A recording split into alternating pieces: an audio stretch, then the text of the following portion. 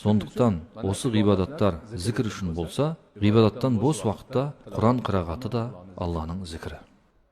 Әлгіндей, ла илаха иллаллахты айту ма, немесе басқа ма, Расулуллах саллаллаху алейхи вассалам хадисінде айтады: Калиматани хафифатани алал лисани сақилатани алал мизани. Екі калима бар, тілге жеңіл, дереу айтылады.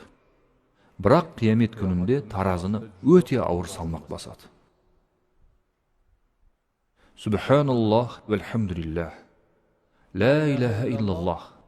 Адам баласының айтуына жеңіл болған ең жақсы сөз осы дейді. Пенделер әрдайым ла илаха иллаллахты айтып жүрсін. Міне, осы халдерді, жағдайларды намазда, азық-түлік жеуде, басқа істерде де барлығының зікірі бар. Намаздыкін айттық. Азық-түлікте бисмиллахир-рахманир-рахим деп жеу керек. Тамақтан тұрғанда әлхамдулиллахи раббил аламин деп айту керек. Бұл да зікір. Су ішкенде де солай. Әрбір нәрседе Алланың зікірі бар. Сол нәрсе пендені Аллаға байлап тұрады. Алланың зікірі пендені Аллаға байлап тұрады.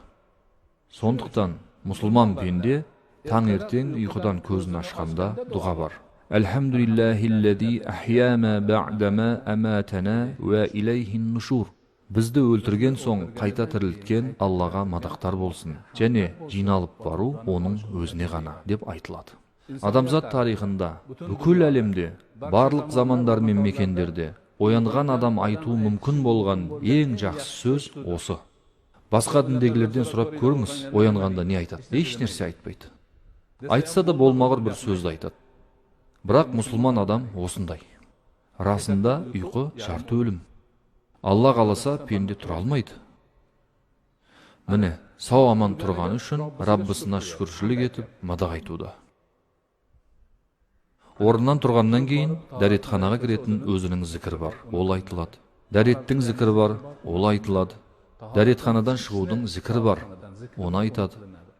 Барлығы бар. Соңында күнін өткізіп келіп, жататын кезде айтылатын тағы зікір бар.